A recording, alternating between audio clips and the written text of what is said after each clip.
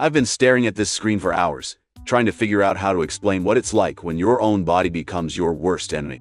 I'm 20 years old, and I have something called POTS, postural orthostatic tachycardia syndrome. Try saying that when you're dizzy. It's one of those invisible illnesses that makes you look perfectly normal, while your nervous system throws a tantrum every time you stand up. College was supposed to be my escape from being the sick kid. For 3 years, I managed to blend in, carrying my water bottle and compression socks like fashion accessories. I got really good at hiding the fact that standing in line for coffee could make me pass out. That heat was basically my kryptonite. This semester destroyed that careful balance I'd built. My grandmother died first, in her sleep on a Tuesday morning. I flew home, missed a week of classes, came back to assignments piling up like accusatory mountains. But I pushed through because that's what you do, right? Everyone loses grandparents. Then my childhood cat died 2 weeks later. 17 years old, ancient for a cat, but he'd been there my entire life. The picture my mom sent of his empty sleeping spot broke something in me I didn't know could break. The stress built up in my body like pressure in a steam cooker. My POTS symptoms exploded, waking up nauseous, dizzy spells that lasted hours, my heart racing just from sitting up in bed. My depression, which had been manageable background noise, cranked up to a roar that drowned out everything else. When our family dog died a month later, I just gave up pretending I was fine.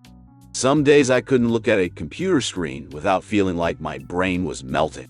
Writing essays became impossible when the cursor blinked at me through vision that wouldn't focus.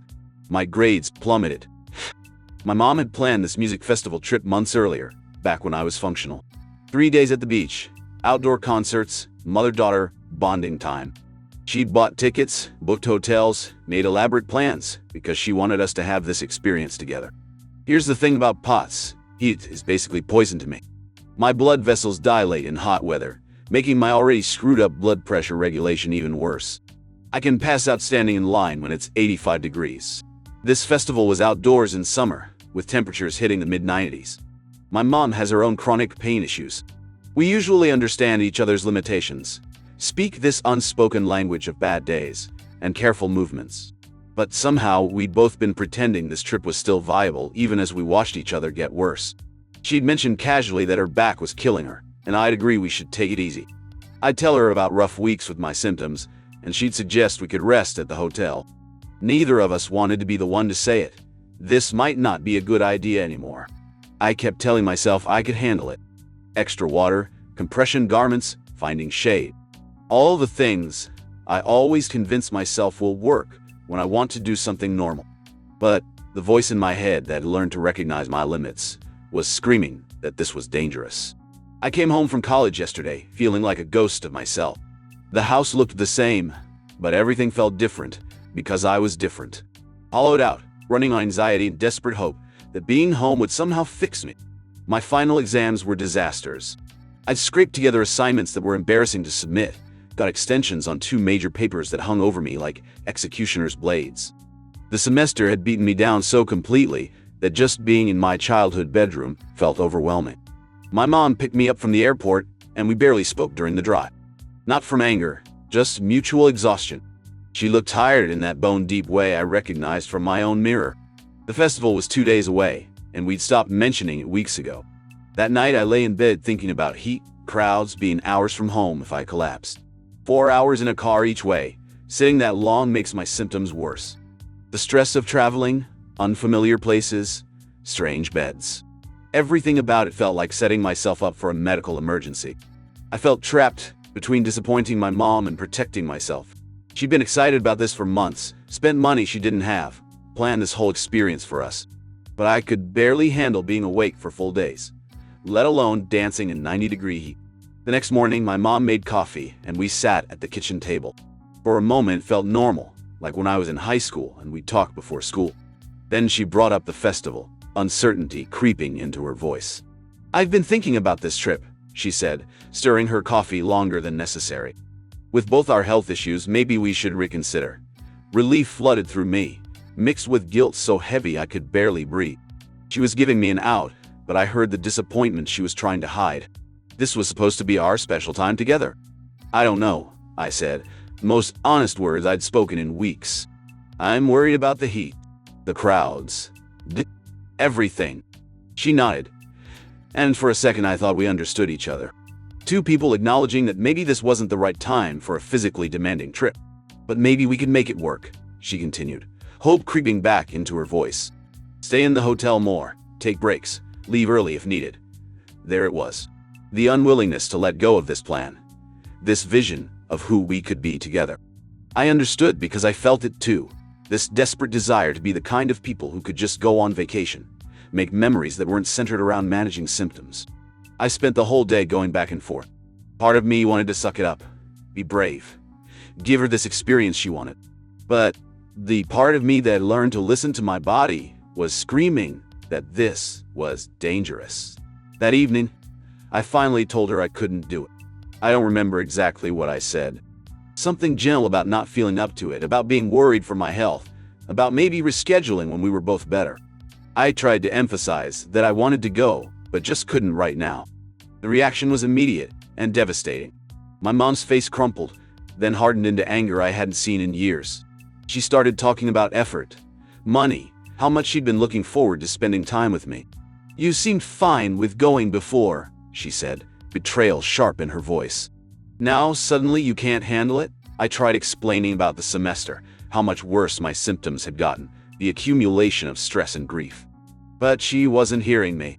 Or maybe she was, and it wasn't enough to justify disappointing her again.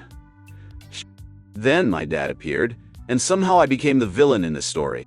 He started yelling about how I was being mean to my mom, how selfish I was after she'd planned this nice trip for us. You can do things when it's fun for you, he said, his voice loud and cutting. But when it's for your mother, suddenly you're too sick. That sentence shattered something inside me. The accusation that I was choosing when to be sick, that I had control over when my body betrayed me. As if I'd chosen to spend the semester bedridden and depressed. As if this was manipulation instead of self-preservation. I started crying, which only made them angrier. In their minds, my tears were proof I was being dramatic. But I was crying because I felt so completely misunderstood, so alone in this experience of living in a body that didn't work. I locked myself in my room and cried until I had nothing left. The guilt was suffocating. Guilt for disappointing my mom, for wasting her money, for not being the daughter who could rally and do normal things despite everything. But underneath the guilt was this simmering resentment I didn't want to acknowledge.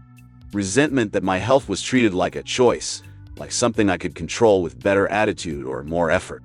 Resentment that expressing my limitations was seen as letting everyone down. I started questioning everything. Maybe I was being dramatic.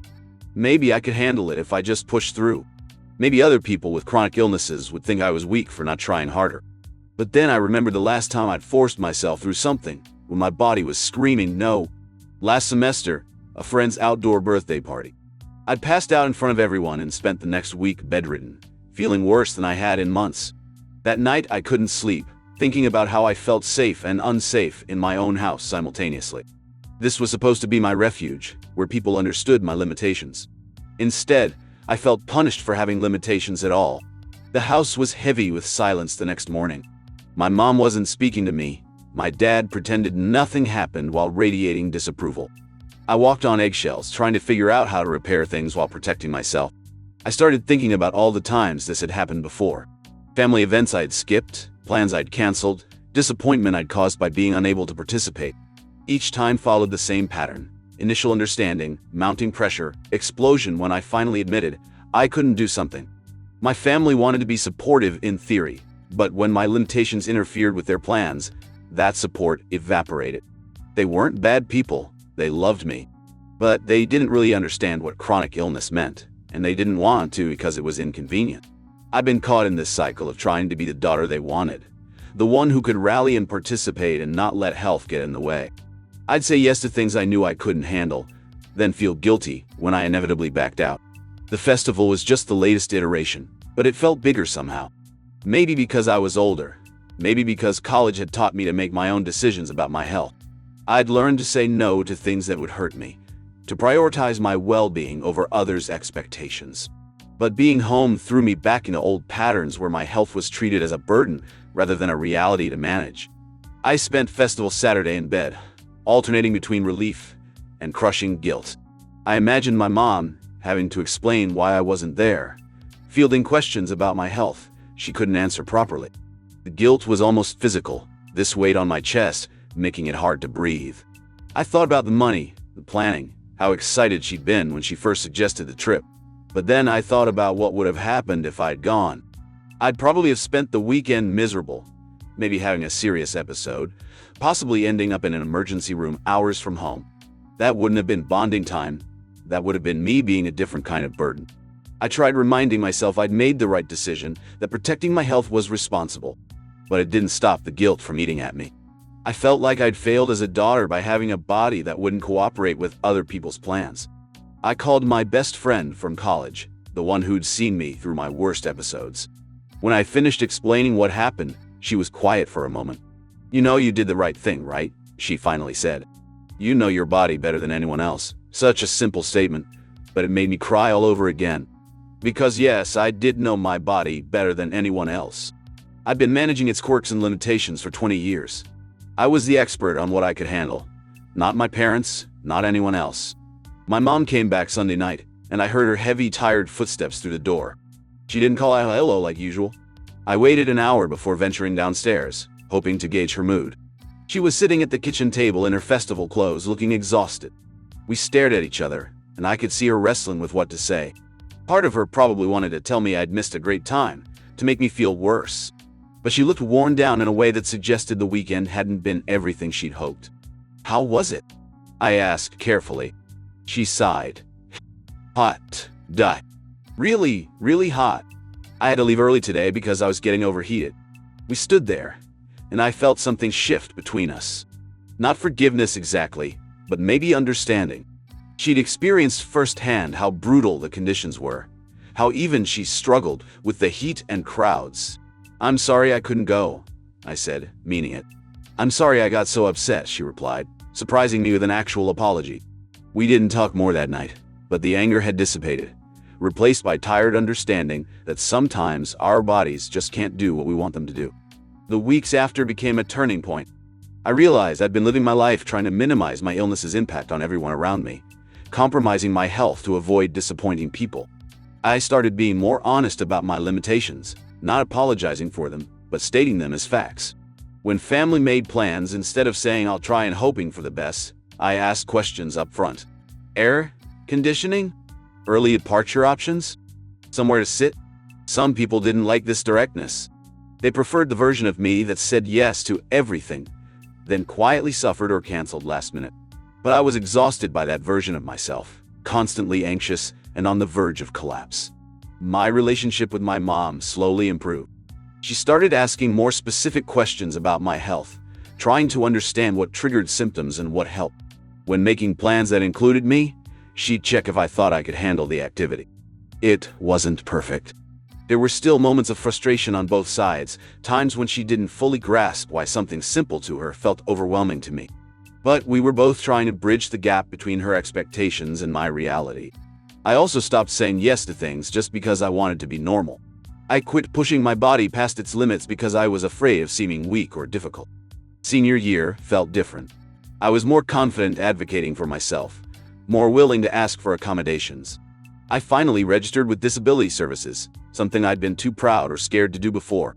Official accommodations lifted a huge weight off my shoulders. Extended exam time, assignment rescheduling for bad health days, permission to record lectures. These didn't make college easier exactly, but more manageable. I started being open with friends about my condition. I stopped making excuses when I couldn't go out, stopped pretending I was fine when I wasn't. Most were more understanding than I'd expected, willing to adapt plans or hang out in my dorm when I couldn't leave. Some friends didn't understand, thought I was being dramatic or antisocial. Those friendships faded, and while it hurt, I realized they weren't real friendships if they were conditional on me pretending to be someone I wasn't. I began writing about chronic illness, first in journals, then class essays, eventually pieces I shared online. Writing helped me process the complex emotions around invisible disability, articulate frustrations and fears I'd carried silently for years. I grew up believing strength meant pushing through pain, ignoring your body's signals, never letting illness stop you.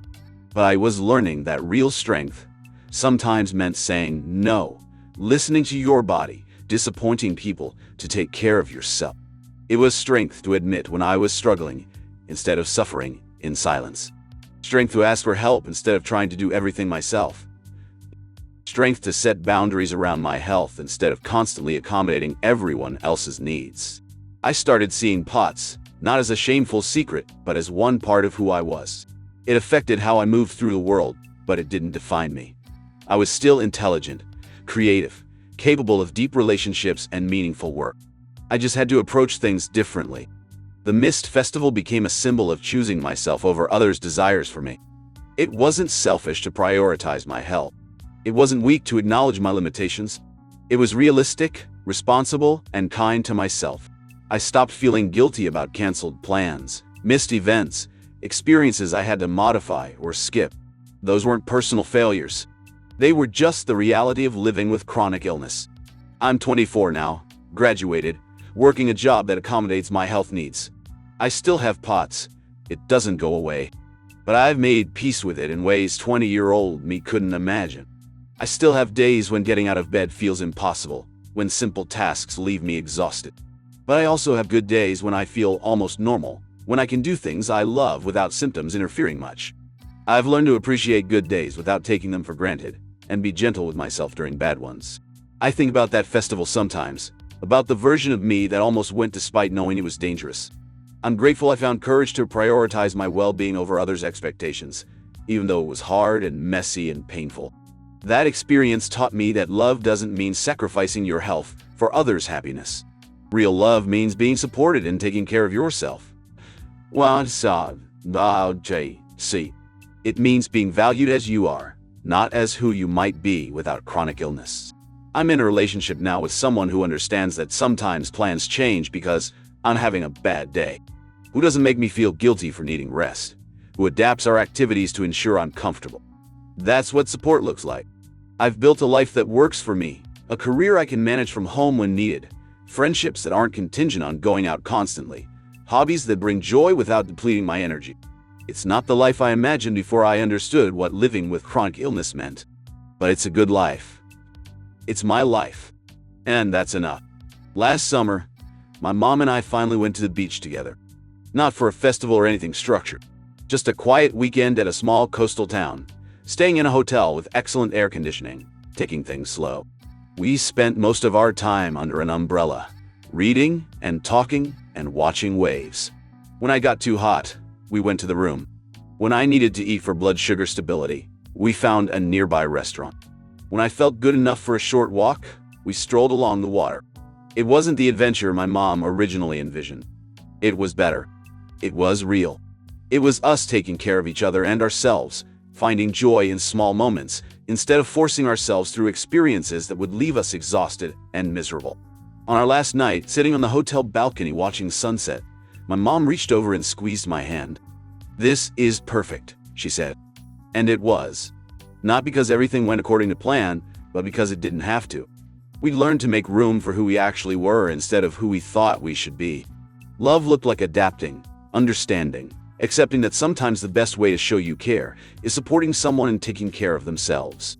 Living with chronic illness forces you to redefine what a good life looks like. It makes you question assumptions about what matters, what's worth fighting for, what strength really means. If you're willing to do the hard work of accepting yourself as you are, you might discover that a smaller, more manageable life is actually more fulfilling than the one you originally planned. I still have POTS. I still have days when my body doesn't work how I want. But I also have peace with those limitations, love that accommodates them, and deep understanding that my worth isn't determined by what I can or can't do on any given day. Sometimes, that understanding feels like the strongest thing of all.